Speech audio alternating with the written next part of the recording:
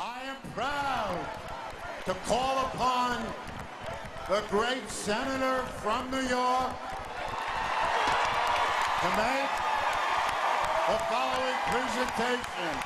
Senator Hillary Rodham Clinton.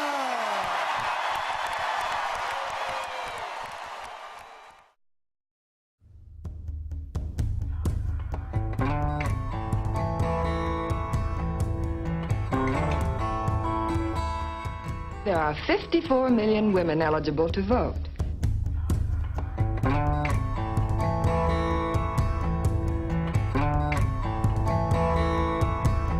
Two and a half million more women than men, enough to decide the whole election.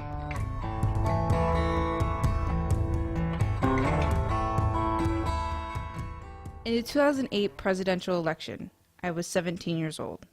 With a birthday in February, I would not be able to vote in the biggest election of my generation. I was so pissed off. I did everything else I could to participate in the election. I made scrapbooks and volunteered at the polls. So the fact that I couldn't vote made me think of all the other people in history, like African Americans and women, who also couldn't vote. You know, at least I only had to wait a few months, but what if I never had the right to vote? Young women will have no idea of how every single inch of ground that they stand upon had been gained by the hard work of a handful of women from the past. We got the right to vote in Washington State 100 years ago. In 1910, we were one of the first states in the nation to let women vote. If you were my age, your great-great-grandmother would not have been able to vote. To honor the 100-year anniversary, the Washington State Historical Society created an exhibit about women's suffrage. Did you know that African American men got the right to vote before women did? And before voting was legal, women would often try to cast their ballot anyway. They would end up getting beat up and often arrested. So we're here at Mohi, and they have an exhibit all about women's suffrage, and we're going to see what we can learn.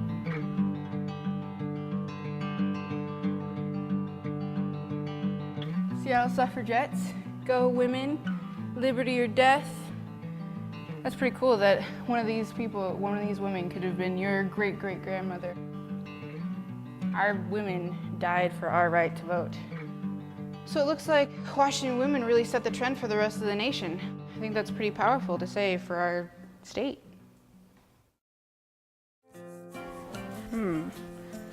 1854, 21-year-old white male citizens could only vote.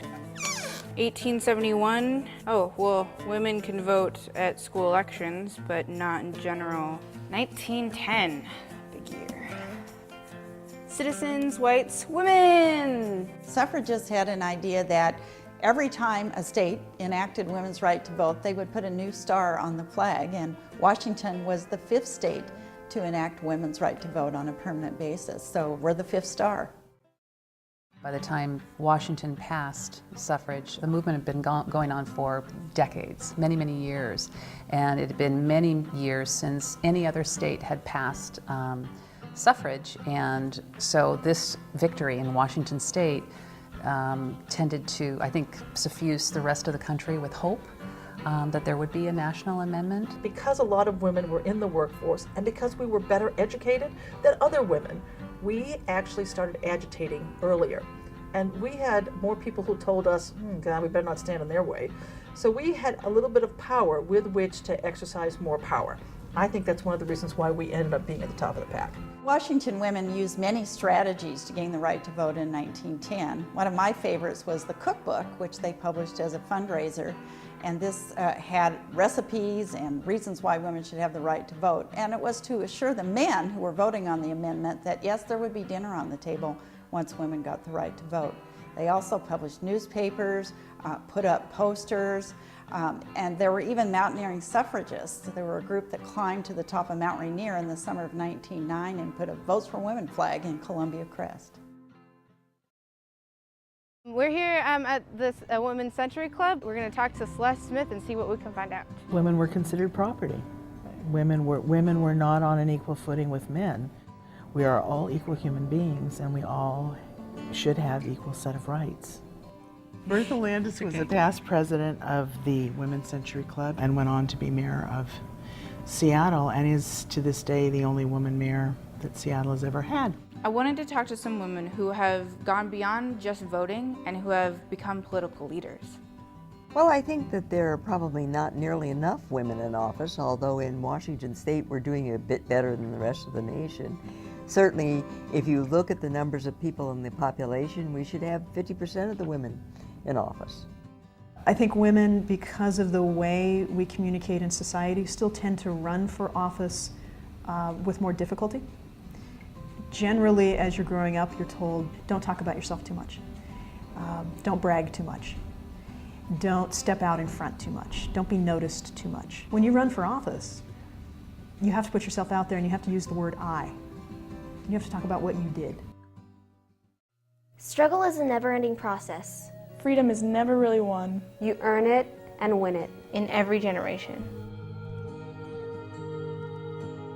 I think I would work very hard for the right to vote because it's my voice. And I think that I would have realized that without a voice, you can't influence what's going on in your lives. In some ways, as a lesbian in the United States, in some respects, I'm already a little bit of a second-class citizen. You know, I don't have the same federal recognition of my relationship. That is tiny compared to the scale of second-class citizen that I would be if I wasn't able to vote. It's very important to have that feeling that you have an influence on your government. This is a democracy and we all want to have a voice. Even with the great strides that we've made on so many levels, there's still so much work to be done. Women are dying throughout the country and the world right now just for the right to have choices, for the right to have a voice, for the right to be able to have a say in what's going on. It is a right that we might take for granted. It is a right I would never live without. I've always known that voting was important, but I never really knew why. Going through this journey made me realize that voting didn't just fall from the sky. It's something we earn. And people have fought for my right to vote. Voting is so important that I could never imagine not voting.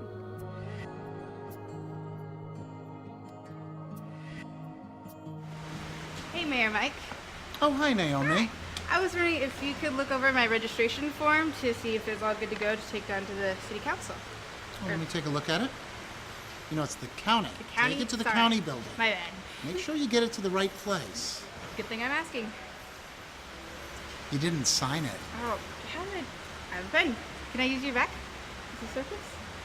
Yeah. Thank you.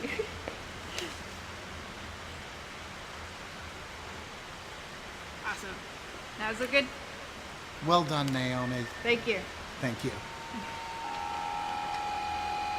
I will be honored to accept your nomination for Vice President of the United States.